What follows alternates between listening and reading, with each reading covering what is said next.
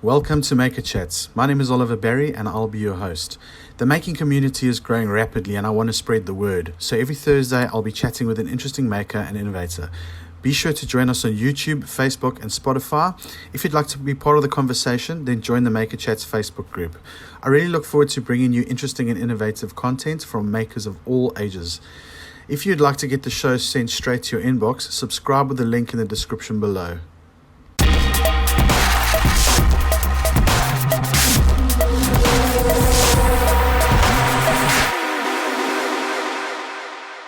If you are a maker and you want to chat with us, don't hesitate. I'd love to hear about your project or your business and interview you. Contact us on the link in the description. Now let's get on with today's chat. Unfortunately, I couldn't be on this awesome chat this week, but I'll be back soon, so enjoy. Good day, everyone, and welcome to MakerChats. Today we are talking to Steve Gray. Steve is from MakerSpace Durban. How are you, Steve? Yeah, I'm great, thanks. How are you doing, Will? Yeah, interesting times we're living in, right? Yeah, definitely. Definitely the time for innovators to rise up. That's for sure. And it seems to me that innovators have been rising up. If I look at, there's all kinds of projects going on everywhere, and makers are really making a difference. Yeah, definitely. It's been a great opportunity for people who've owned 3D printers and haven't had very much useful things to do with them to finally point them at a real problem. Yeah, all of a sudden they are on demand, right? So, Steve, I think that brings to my first question is making and makers. If for our listeners, how do you define that? So people often, the definition obviously of making is just the act of making something. So it's quite broad. For me, what differentiates the maker movement and makers as we define it now is more about the process of making in a collaborative way or making in a generous and shared way. So I would define what your grandfather did in his garage as tinkering, like he was making things, and my grandpa was making things, but they weren't able to share what they were doing, especially the processes. They might have shared the end product, but what's new is with the internet unlocking this ability for people to share their techniques and really take people with them on the journey of making, and then the generous attitude. So the difference between manufacturing and making, what both again, they make products. So manufacturing makes products, always has, but manufacturing almost as say it has no soul, but it doesn't have any goals to share and be generous and kind of collaborate and have fun. It's just a means to an end. So that's where making is a broad word that can mean a lot of different things to a lot of people. But for me, what it means is when I talk about makers in the context of this discussion, I'm talking about people who make things and aren't scared to share those things and are not worried about people copying them. They're generous people who just want to benefit others. And it's the approach that kind of makes the difference for me. It's almost like the software industry did with open source software, bringing your programmers at home in collaboration with your big software companies, and basically sharing that type of knowledge. Yeah, exactly. And I think a lot of that approach, precipitated kind of in Arduino. And that was an open source hardware. So it was kind of the first time that hardware took the approach of software to say, let's make something that anyone can copy and make however they want. That was the little Raspberry Pi, right? No, the Arduino Foundation. I think they were 2004. Oh, I see. Okay. Yeah. So Arduino started with the Italian consortium of, I think, 3 universities, if I'm correct. I mean, as far as I know about it, is they kind of got together and said their electrical engineering students every year would make products, and they would spend 90% of the time building their breadboard, and they could only iterate and add that real innovation in that last 10%. By then they were out of time. So they said, well, if we can just give everyone a starting block where it's a multi-use prototyping platform, then they can from day one start to actually make solutions. And that was the idea behind the Arduino. And then that obviously sparked this whole, it was very much a fuel for this maker kind of fire that, people were able to see the the practical benefit of sharing, how rapidly they could spread ideas and share value and generosity with the world. And also the first time that it was really successfully done on hardware, as well as, because software had been since Linux, there'd been some really good successful projects. So that's kind of one of the starting points. And then obviously Arduino was the brain to the open source 3D printers and the rep wraps. So that's kind of where I see it all starting. And that's why I sort of say that it started with that idea of sharing the work and of sharing ideas. If Arduino had never published their designs and made their software open source, it would never have taken off. We wouldn't have had the rep wrap in the same way that we have it now. Wouldn't have been, it was an example for everyone that there's actually a benefit in, you can be successful even when you give things away. And then we obviously had some wins and losses. We had like the MakerBot, which was kind of a bit of an upset in terms of the maker movement, where they took a lot of what was deemed as open source work and then closed it and kind of extracted value.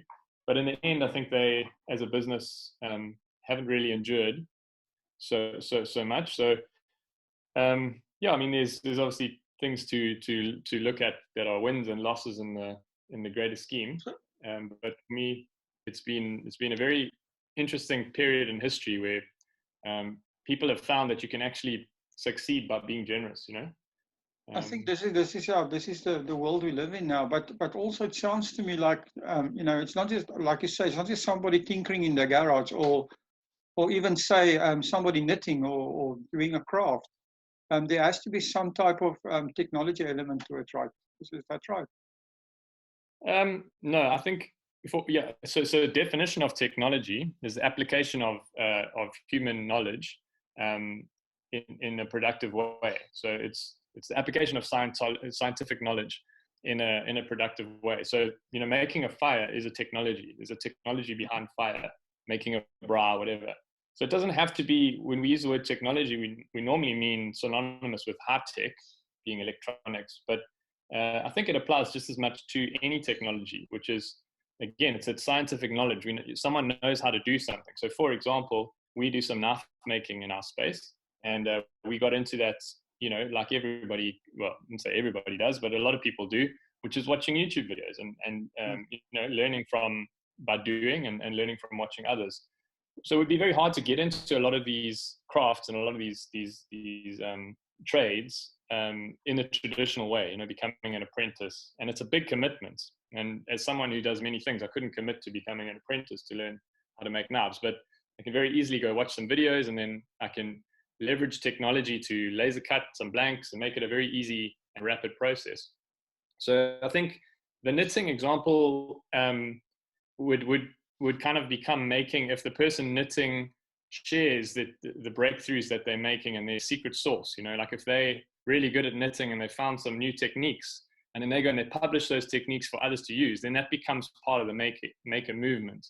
But I think the difference is if someone's just doing it on their own without sharing it and without collaborating, yes, they may be making a product, but they're not part of this bigger picture where it's kind of the ethos and the spirit behind the maker movement is that there's more together than there is apart. So the sum of the parts is greater than the whole is greater than the sum of the parts. Whether it's high tech or low tech, it's more the approach. So again, if a lady was having knitting lessons and inviting people around to her house and teaching them how to do it, that would be part of the maker movement. We would love to advertise something like that and get people involved, because they would get to learn a new skill. And then again, it's obviously more exciting and more applicable when you can find new solutions. So if you are just doing projects and you're just doing tutorials that have been done many times before, then that's more educational and experiential. So the maker movement goes that one step further by like sort of building on the shoulders of giants. So you would take a project that has been done and you would try and find a way to make it a little bit better.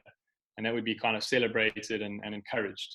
So again, people have been teaching people for a long time how to do things, but the fact that someone can be a lot more free to experiment, and there's a real encouragement to push boundaries and try new things.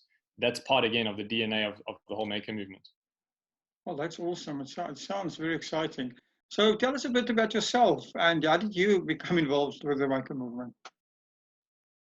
Yeah, so I was involved in manufacturing for it's what I studied, and I was employed by a big company, and I was successful in that kind of corporate sphere.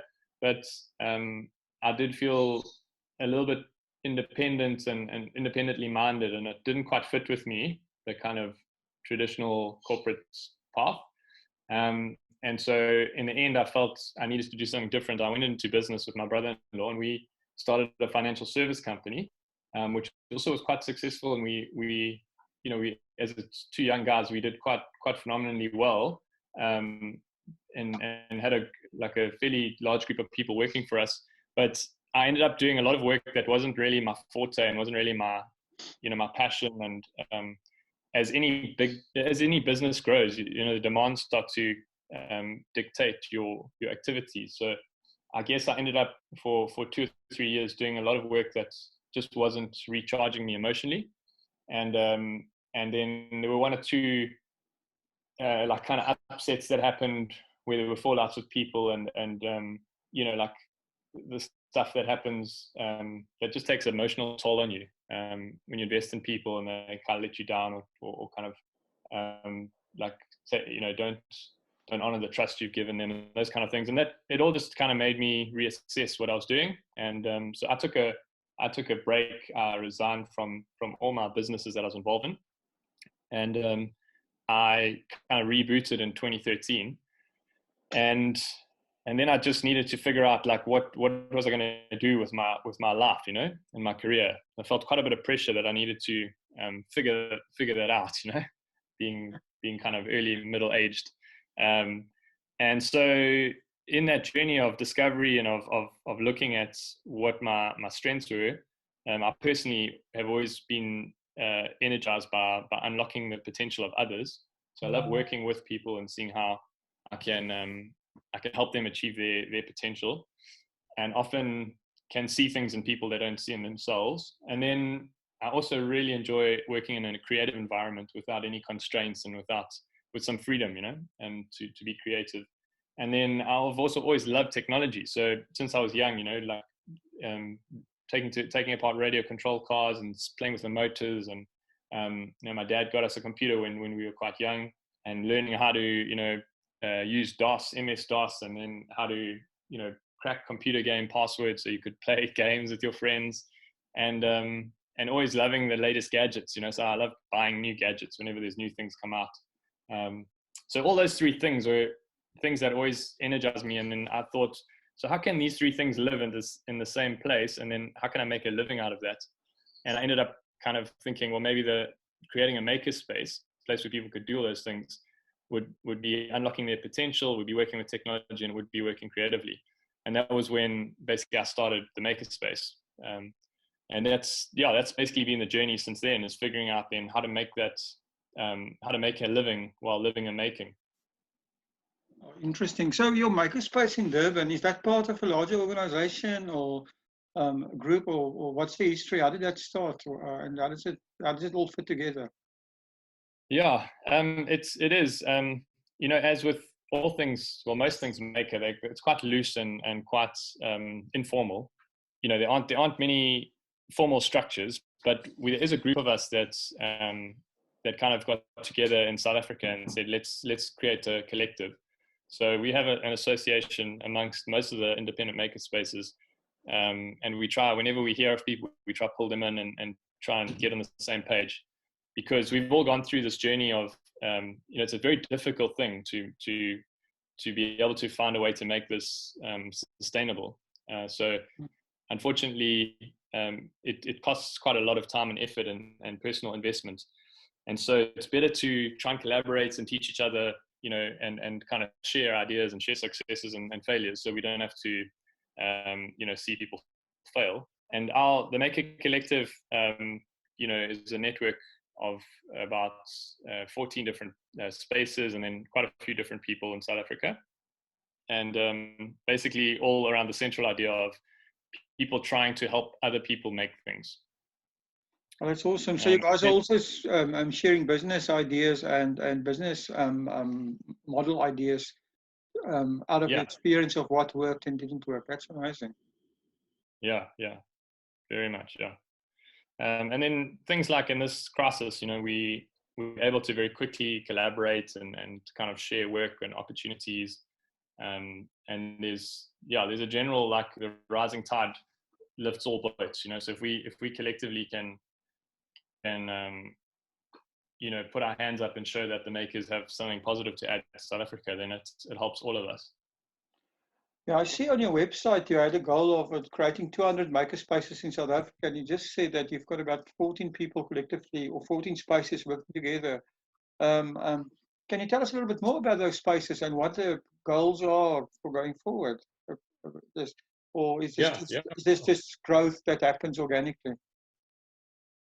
Yeah, so I think, one of the things that I've realized about this kind of industry or this maker movement is that everybody's quite independent, and so you can't have a one size fits all, and you can't have a one brand that sort of can control everything. You need to allow quite a lot of freedom for people to do what they believe is the thing they want to do, because there's so much, they've put so much into it, and the type of people that can survive are very independent. They've got a lot of their own ideas, and there's no point in trying to force everyone to have a monoculture where we all do exactly the same thing. So the maker movement, the maker collective in South Africa is really, I mean, it's more than anything, it's like a WhatsApp group. We've had 1 or 2 meetings. We all sort of were at the Maker Fair Africa, I think it was 2014. Well, when I say all, I mean most of us. That's where we first met each other, and then we continue to build that relationship. So I did this take was the one in Cape Town in 2014, am I right? No, in Cape Town was 2016. 2016, okay. I was in Joburg. It was called Was that in Joburg? Okay, all right. Yeah. And yeah, basically, my thinking is that if there could be 200 makerspaces in South Africa, that would be an awesome capacity for South Africans, an awesome thing for them to be able to leverage, because it means probably that you could have most people within a 2-hour commute of a makerspace. And if we can network the makerspaces and work together and share equipment and designs, it just means that we can have a real impact on the economy. So the goal of 200 spaces, it doesn't have to be 200 spaces that I start or that has any particular brand. It's just that there are 200 places where the public can go and can access this technology and the basic ethos, again, which is the generosity and the learning and the sharing and the encouragement. So yeah, the guys that we work with all have their own, most of them have started their own spaces. I've been involved in some of them to help them start up, and we continue to discuss things with each other. But I think it's not a franchise model where one person makes all the calls or one person sets the branding or anything. It's just really quite a loose collaborative network. And like I said, as often as we find out about people wanting to start things like this, we try to add them and try to get them involved and network them and see if we can collaborate. So we don't see each other as competitors because of the nature of the work we do. There's so much need for it, and that it's not really an issue of competition. It's an issue of us all helping each other to be recognized and getting kind of bigger support from governments and from corporates and that sort of thing. Yeah, those spaces, I'll just run through the ones I can think of offhand, and apologies if I miss any, because it's in Cape Town there's Felix, who runs Maker Station, Felix and Minus. There's Craig, who started Workspace in Hart Bay, who's in the process of kind of relooking at how to help the Hart Bay community. I think Workspace has changed quite a bit over time.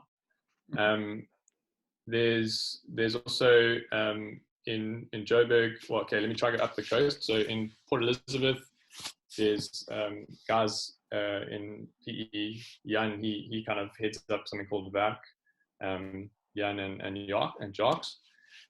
And then John Noble has sort of a makerspace type setup in Knysna, and then we up in Durban, the makerspace, and then in Joburg, in the Gauteng region, there's quite a few active spaces. So there's workspace with Henry Levine in Fontainebleau, and there's the sort of original MakerSpace in South Africa was House for Hack in Centurion, and that's still going strong. There's also the Binary Space, which meets in the Vaal. There's a Maker Labs group. They mostly meet up at Henry's workspace. There's our Makers Village in Arini, which Tanya set up at the Railways Cafe. They've got a really nice, great place for people to go spend a Friday afternoon. And yeah, then I think that's it. Then there's obviously the Tishmalachong Makerspace, the TMG, which used to be the DIS. Those guys are doing quite good work, and I'm kind of on their, I'd say, official board, but on the kind of founders list and help them. We kind of collaborate often. What's really interesting to me is the demographics of these spaces. I would have thought that it just shows you that you would get some of them centered around your universities. You know, is that not something that this is not something that attract universities? Yeah, it's. I think it depends on where in the world you are. There is the University, UJ and University of Pretoria both have makerspaces. But the difference there is that you've got people who are employees running them. You know, they're employed by the university, so they've got a different approach and a different directive. The other spaces are independently owned, and they are not. A makerspace is not a commercial. It's not a profitable endeavor. So anyone who's doing it is doing it out of the love of it, and is also investing more than they're getting out of it. And because of that, there's a kind of kindred approach, and there's very much like there's a lot of camaraderie, and there's a lot of you know, the approach is very much based on people trying to help others. With the institutional makerspaces, they often don't have the same heart and the same level of commitment, because it's just somebody's day job, you know. Someone who's done it, you know, put their own money, hard blood, sweat and tears into something is a lot less likely to let it die than someone who was just hired as a technician to fix a 3D printer. So I think the difference is it's such a hard thing to get right and to succeed in, to build a community around, that it really requires a huge investment of time and energy, and you can't really put a price on that, or you can't really, you know, you can't really pay enough for that to happen, unless you're an American organization or something, which, you know, overseas in Europe, there are some spaces where they've successfully partnered with universities. So the original makerspaces were the Fab Labs, which was a project from MIT, and that was very much associated with universities. But that kind of failed in South Africa, because, again, like I'm saying, it didn't have the heart. You know, it wasn't. People involved in the project didn't have the same experience and the same drive and the same passion, and didn't have the same vested interest to make it succeed. So they arrived at work and they were like, well, there's no one here, you know, so they'll just go back to their desk job. Where if you ask any independent person who's running a makerspace, they're out there hustling, trying, you know, working 3 or 4 jobs, you know, trying to make this thing work. And that's kind of, that's generally how it goes. Now, obviously you get some exceptions to the rules, and in recent years, the maker movement has been highlighted, and so you've had all the different approaches, and you've got investment coming in from outside. I think governments looked at makerspaces as a solution. They bring them in with TVET colleges. They're really trying to make it work, and time will tell whether those things are successful or not. But for me, what's important about a makerspace is the community. So, you know, that's the secret ingredient you have to get right. You have to build a community, and an organization, it's a lot harder to build a community because, you know, like, students are there to pass their exams. That's all they care about. So they're in and they're out. You know, when they graduate, they're gone. It's hard to have continuity. There's a lot of reasons why it doesn't easily work in an institution. And then again, it's that independent mindset. You know, the people who really want to do this are very independently minded. They don't want to be told what to do by someone else. You know, they might have a certain idea, and the next day they change that idea, and that just doesn't fit with bigger organizations. So I think we're all trying to figure out like how to leverage this fourth industrial revolution and how to get people productive. And we're trying it in different ways. And the maker movement fits kind of a very ragtag, independent group of people who have a certain approach, you know, very much a hacker approach. And so how successful that's going to be when it's institutionalized, time will tell. I think the other thing is, if I just think about it, you know, a space like this and also the collaboration means that there's a lot of intellectual property that's being created. And if it's all open sourced, obviously it's never monetized. And so what happens if you know, have you had instances where people really started off and created something incredible, you know, that were new IP and then made, you know, became a startup or whatever? Are there any success stories you can tell us, or what usually happens to the IP?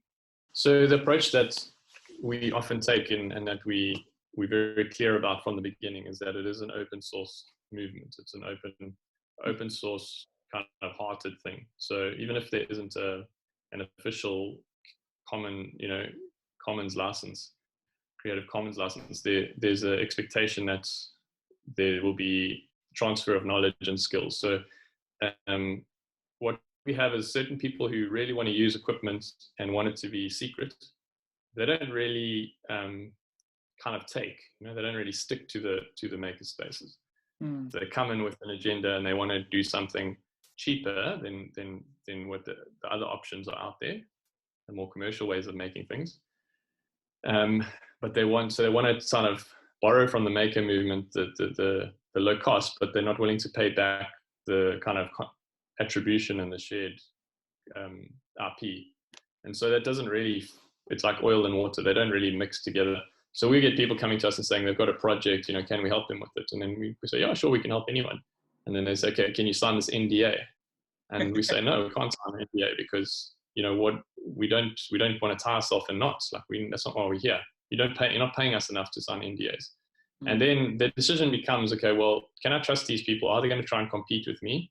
And what I often say to people is, okay, well, look at our history. You know, what do we do? For 6 years, we've been training people. We focused on unlocking innovation.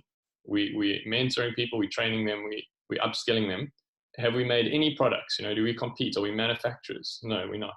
So do you really think we're going to take your idea and manufacture it, you know, on a mass scale that's going to put you out of business? And if you believe that, then really, like, let's not even bother because we're starting on the wrong foot.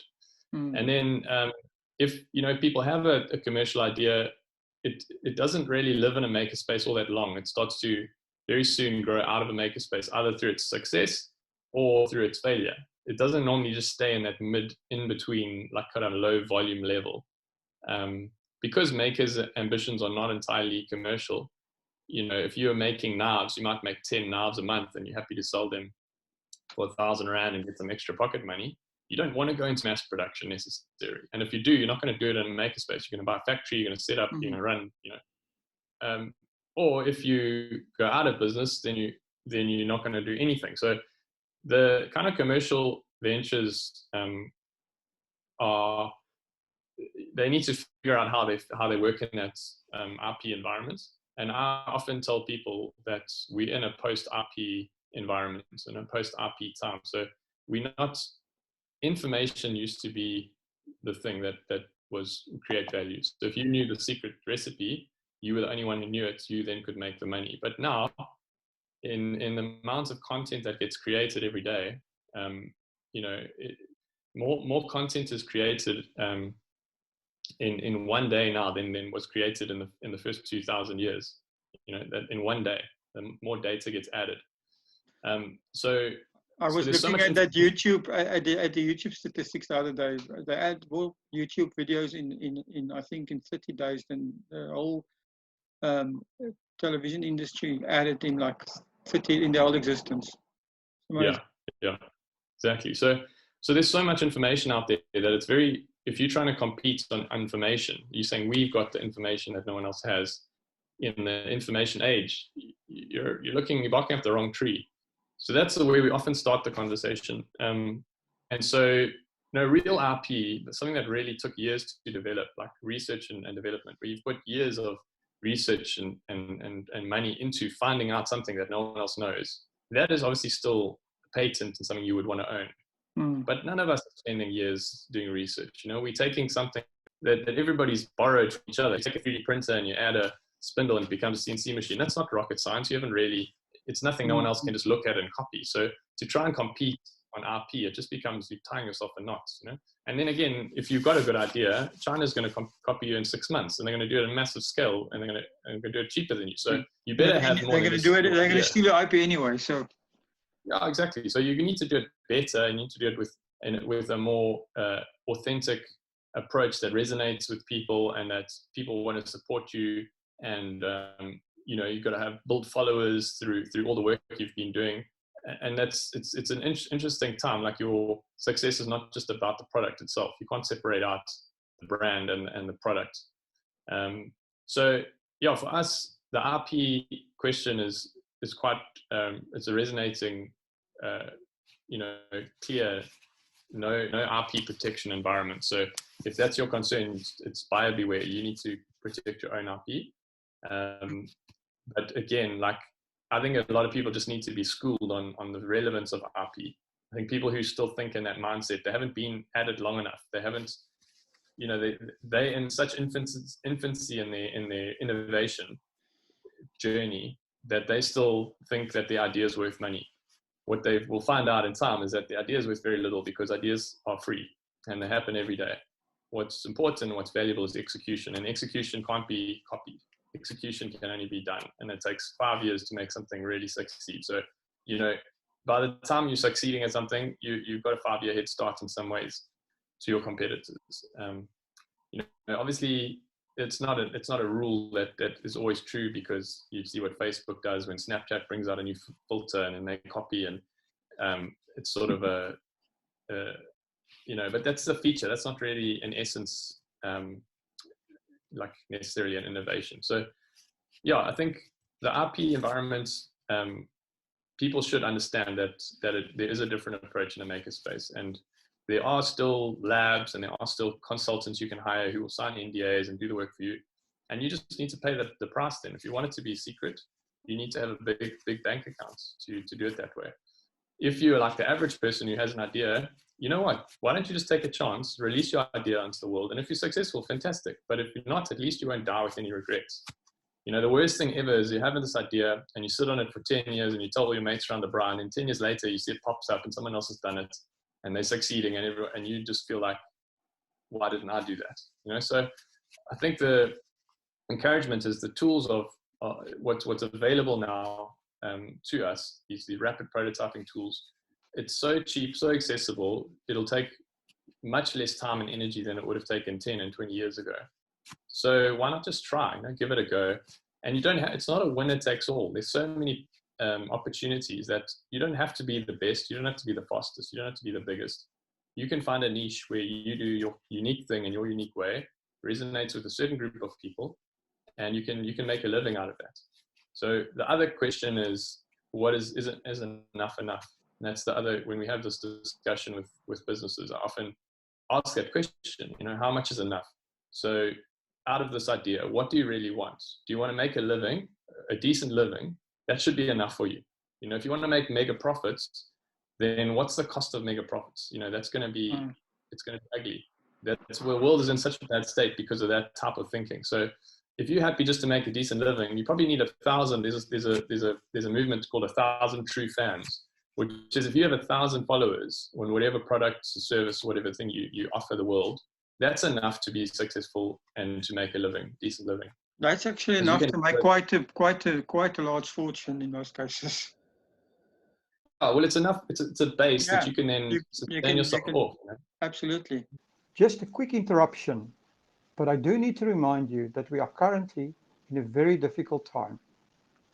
The South African government has set up a fund where businesses and individuals can donate to support their country through this crisis. Go to the website now and add your small donation. www.solidarityfund.co.za. Please join us all in the fight against COVID-19. That is at www.solidarityfund.co.za. Now, let's get on with the show. Steve, this is very interesting. So tell me a little bit more of this Global Innovation Challenge in 2018 that you took part in. What was that about? Yeah, so we've been incubating people and working with people since 2013, as I said. We kind of kicked off officially in 2014, and it's hard yards, uphill battle. And we're always looking for opportunities and support. And one of the things that came up was the Google Global Innovation Challenge. And what they asked is, who's doing work that's innovative and that has social impact, and tell us what your project is, or give us a project and we'll decide if we're going to fund it.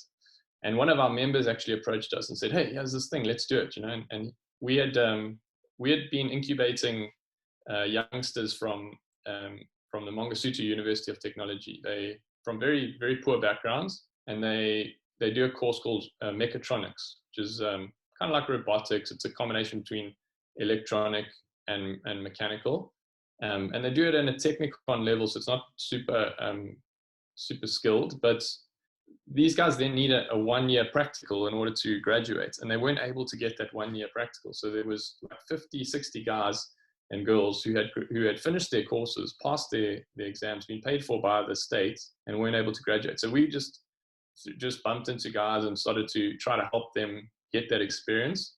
And what we did is we then packaged that as an actual project for Google to pay for, and we incubated 15 young people for a year, and we took them through everything we know about the technologies, with all the different disruptive technologies, 3D printing, the laser cutting, the business development stuff, websites, software, just the way that we approach, IP and ideas and all these things, innovation. And yeah, we were fortunate enough. There were over 1,500 applicants in South Africa for the funding, and there were 12 of us that won $150,000, $125,000. So we were able to win that at the end of 2018, and then we used that in 2019 to run that program, which is called Project Quenza. So yeah, that was a real privilege. What are your membership options for the MakerSpace? Yeah, so we basically have a online application form and online payments form, and it's 100 Rand a month to subscribe.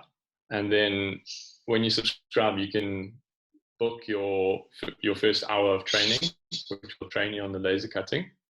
And then from then on, you would just pay as you use. You get half an hour free a month as part of the benefits of the membership.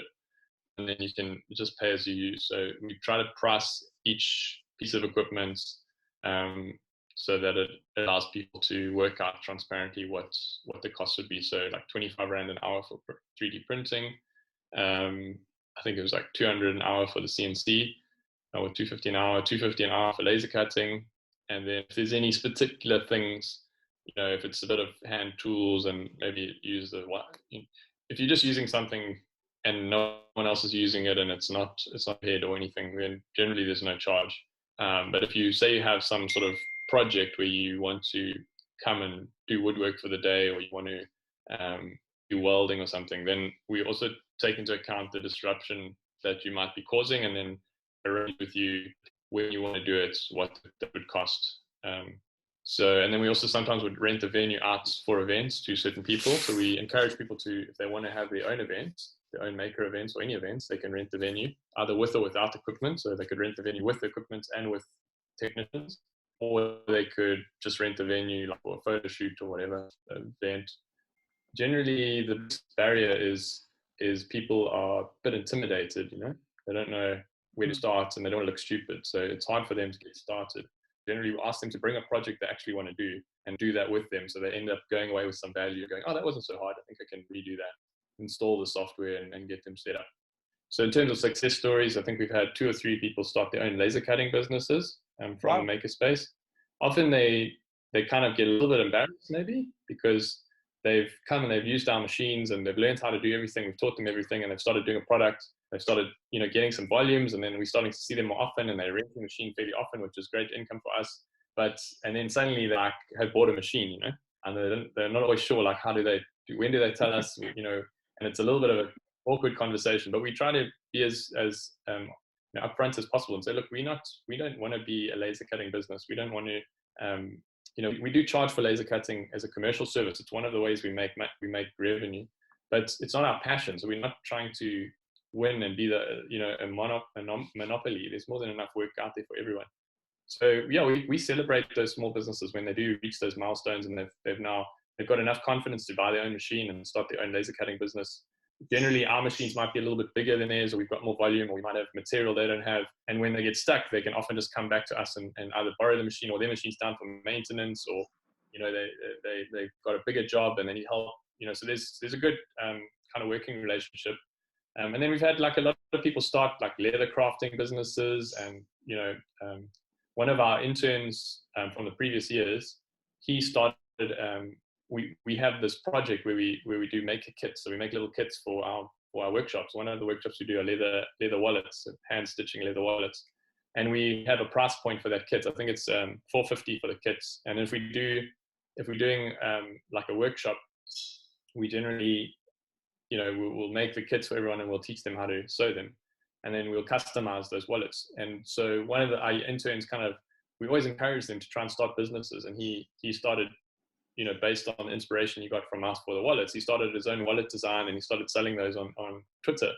And he's ended up selling like 50 a month at that kind of price point, which is fantastic. I mean, young guy who was unemployed, it's fantastic. He's employing some of his friends, and so we've had some great successes. And then we've recently started a bit of an incubator program to help people who have businesses to try and improve their businesses and help them to have more success, accelerate their businesses. So it's kind of been some of the benefits of a MakerSpace. Some of the success it's about community building. So just having people cross-pollinating ideas and getting to know each other and base of friendships, and bringing together people from different demographics, very young poor people from disadvantaged backgrounds with maybe older, experienced, wealthy people, like working together and really on an equal basis, because sometimes the young guy's got the skills the old guy needs, or sometimes the old guys can mentor the young guy, and everything in between. So, we've had a lady who's a retired farmer, like 70 odd years old, drives down from the Midlands to come, build, play doll houses.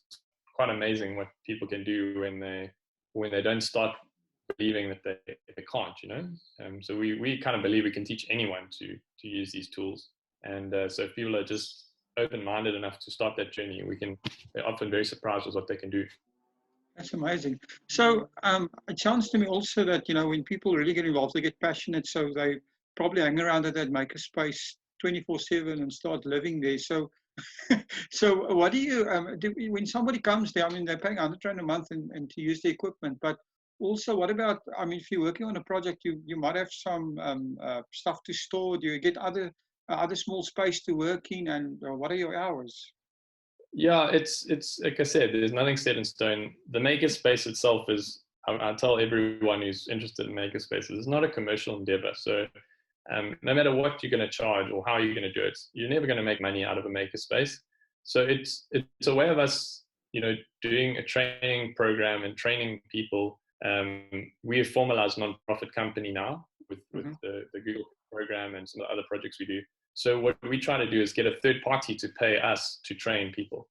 And the space becomes the environment that we co-inhabit. So we like to have external people. We like to have different people coming into the space and using it, because it brings different ideas and it brings a flavor and it brings an energy and creativity. So it's very much not about us trying to make money out of it or trying to help everyone, make lots of sales and get lots of members. We want people who have the same ethos, who quite like that idea that they get value out of being in a community and sharing ideas. And so if those type of people come into our space and start working there and start asking and needing certain things, we'd probably accommodate them if they have the same heart, you know, if there's a benefit. At the same time, if we have someone who comes and starts to try and really take advantage of us and abuse the benefits, then we'll also probably ask them to leave. You know, we've only actually we've had like one hard conversation with a member before, and this is over 5 years of working, where the person we felt had just taken a little bit of advantage and just said to them, look, you've used this amount of hours, but you haven't paid for it, you know, like, what's the plan? And, you know, they got very kind of defensive, and then they didn't come back, which is great. So we were happy because you know, we don't follow up. We don't have the system, and the MakerSpace doesn't make enough money to pay a manager to follow people up and say, you owe money, you owe money.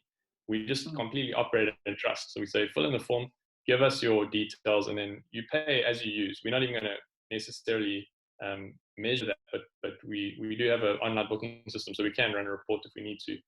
But essentially, it's on a trust system, you know. So if you come in and use the laser for half an hour, then you pay for half an hour. If you use it for an hour, pay for an hour. We're not going to necessarily stand there with a stopwatch, because again, if we had to try and take that approach, it would become unsustainable. We can't pay for someone to do all that management. It has to be self-managed. It's just a place people can come and work. If they're going to sit there all day and use the internet up and use up, you know, 1/20th of the space, then they should at the end of the month pay 1/20th of the overhead, and that would only be fair, you know. And so our values as a makerspace, which are clearly published, is that we expect people to leave things a little bit better than they found it, or leave it better than they found it.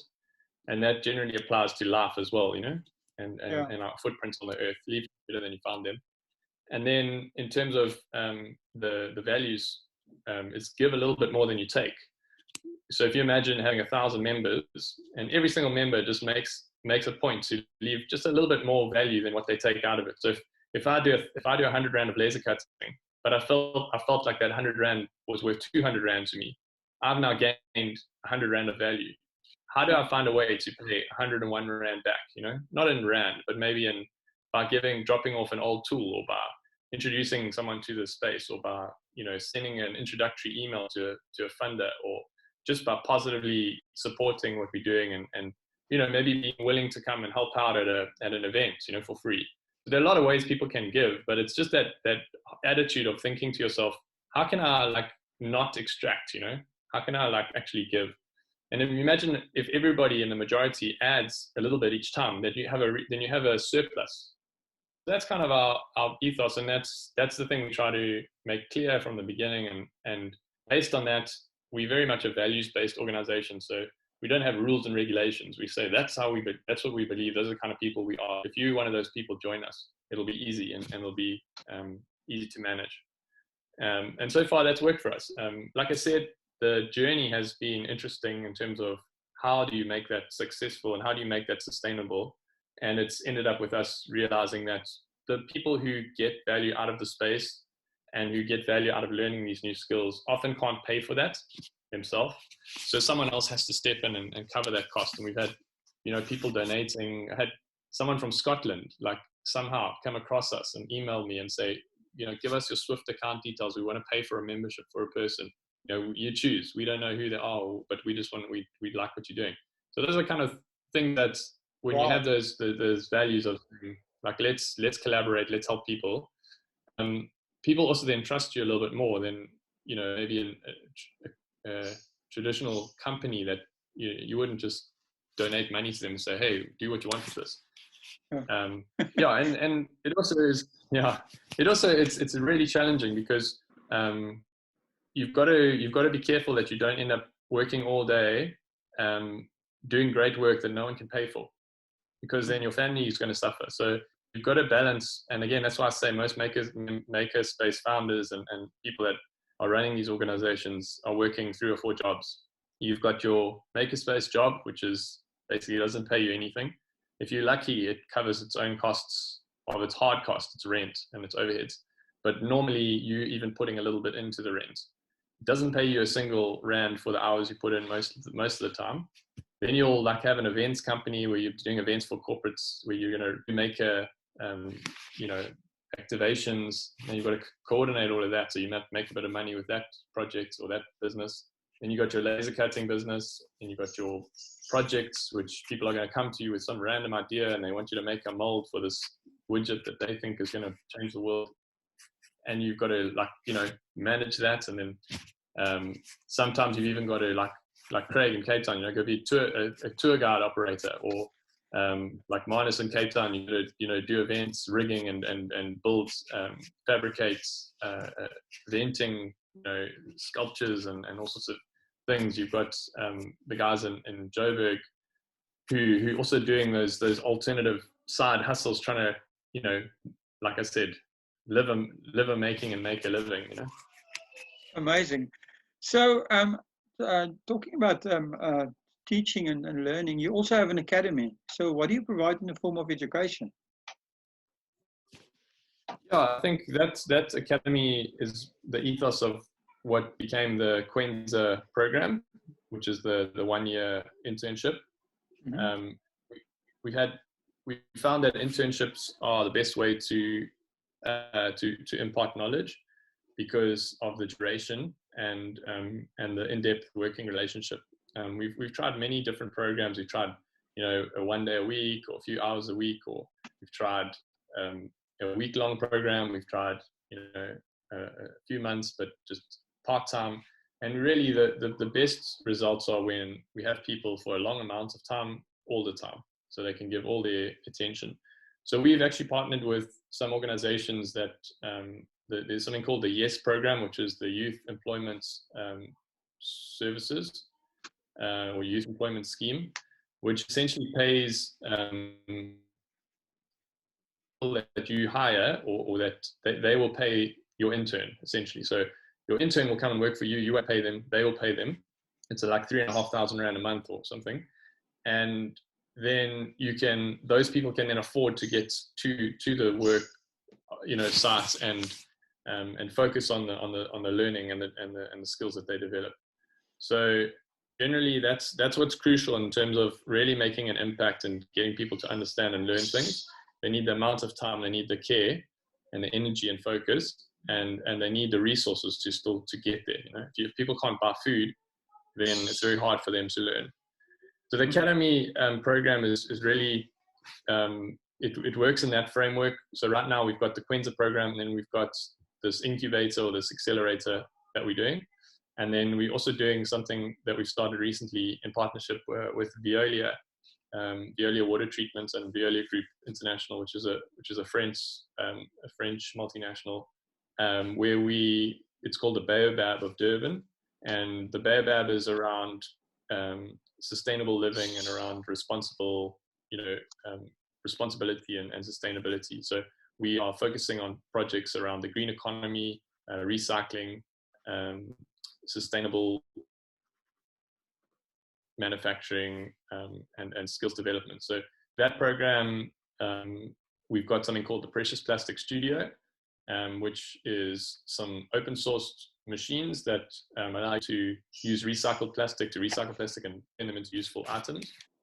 And again, we've got 4 people who've been selected to be part of that program with us, and they'll get the stipend, and we'll teach them how to use that technology to build little business opportunities and manufacture items that are out of recycled goods that then have commercial value. So something they can make a little business that they can take forward, and either renting machines from us or collaborating with their clients to buy the machine and lease it and those kind of things.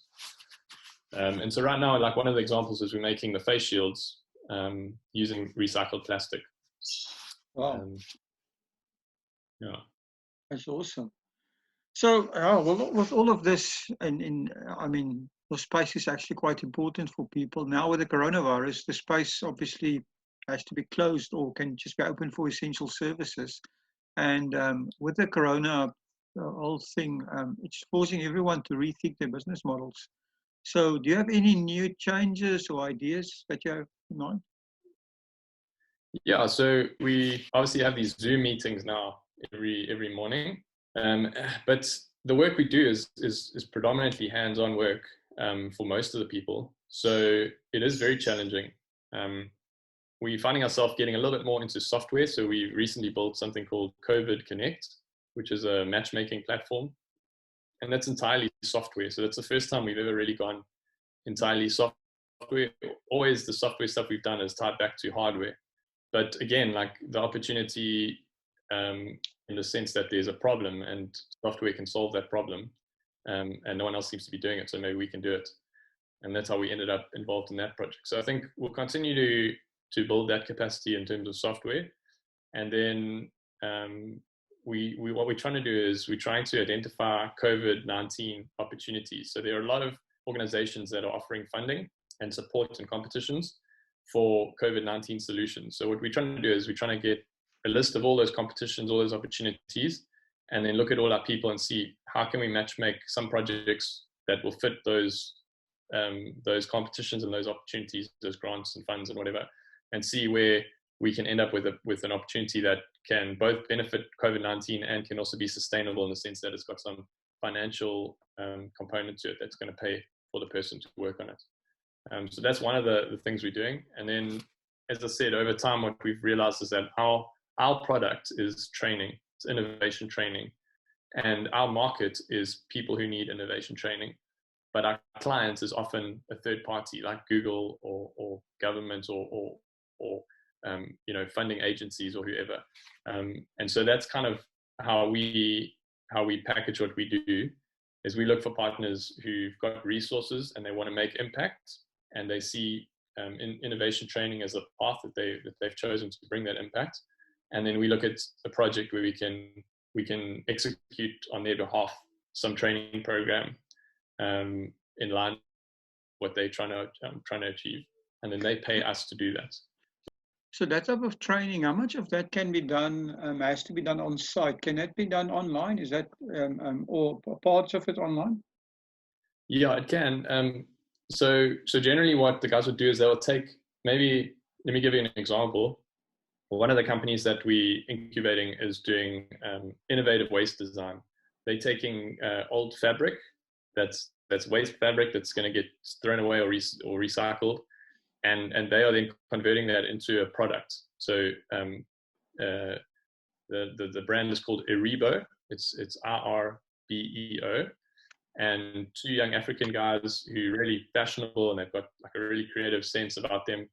They've started this brand, and they take old signage and old offcuts from fabric and from leather, and they put it all together and they make really funky bags. And so that's an example where they've got their sewing machine, at their house now, and they can continue to make their products. And then they will dial in for some sort of mentoring, and we'll talk a little bit about the strategy, the go-to-market strategy, and how they're going to distribute and what they should be doing, building up stock at this point because they can't really sell anything. But when we get out of lockdown, they can start to sell the stock they've made. So where we can, what we do is we take the machines that the guys would be using for their business or their idea or their innovation. And so like most of the guys have taken a machine home, whether it's a 3D printer or CNC machine, or we've got a ceramic printer that we built. We've got the precious plastic recycling equipment. Those are all in people's houses, and they're basically able to do that work now remotely.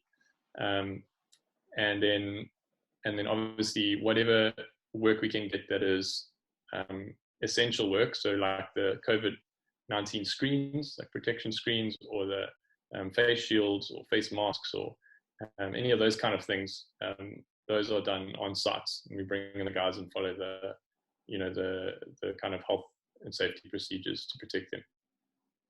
Awesome. So, Steve, yourself, what is the most important thing that you've learned from your maker journey? I think probably just to let go a little bit, and just enjoy the ride. So it's been, like I said, it's been 6 years, and it's been, often month to month, not knowing how you're going to make it through the next month, and that can be too much for some people. It can break you, where you feel like you can't continue like that, or it can be quite a freeing thing, like where you just sort of on an adventure. And for me, it's been a journey of faith. So like my personal faith and just believing that there's value in this project and the work I'm doing. You know, building and helping people, and also, you know, also learning to draw boundaries and make balance your commitments and try to make it all work. It's been a bit of a juggling act, but essentially you just need to be prepared for the first 5 years where you won't make enough to pay your bills. But if you can just if you can just keep going long enough, you eventually you find your place in the world, and you find people that will support you and that believe in you and that see value in the work you're doing, whether that's knife making or making leather wallets or training people in innovation, or, you know, building robots or websites or whatever it might be. There's a certain momentum that comes with just continuing to show up and do the work. So, you know, I'm a workaholic, so my default is just to work harder. And you know, my experience also taught me to start when I started this journey that you can't actually, you know, sustain a lifestyle where you just work all the time. You have to draw a line, and you have to say, even if I don't know what's going to happen tomorrow, like I have to go home now, I have to pack it up and I have to try and go home and rest and come back and try again tomorrow. You know, there's times I think I probably work more all-nighters than most people. Obviously, certain industries aside, there are some industries that work all-nighters all the time. But I think if you expect to be able to achieve any sort of success without doing the hard work, then you disqualify yourself before you even start. So you have to understand the work has to be done, and if you're not going to do it, someone else is going to have to do it, and it's very unlikely they're going to do it for you. So yeah, I think my encouragement to people is, if you're starting out on an exciting journey, make sure that it's going to be worth it on the one hand. So if I had done all this work to make money or to do something that was shallow and didn't have much meaning, I would never have been able to sustain through the hard times. Collaborate, like wherever you can. There's so many other people that are doing similar things, and that if you just have a conversation and you see where your common interest is, you can find a way to work together, not see each other as competitors. There's so much opportunity to collaborate, and as South Africans, for some reason, we almost micro compete. You know, we'll compete harder with the guy next door to us than the guy from China.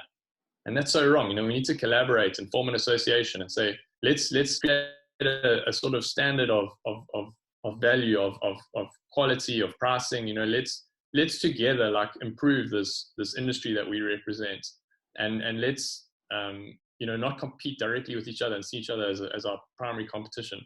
Let's see each other as collaborators, and then let's compete with external parties and other opportunities and other products. And I think if we can get better at that as South Africans, we can go a lot further. If we can find a way to, you know, continue to collaborate, and again, how much is enough? You know, enough is, what is enough for you?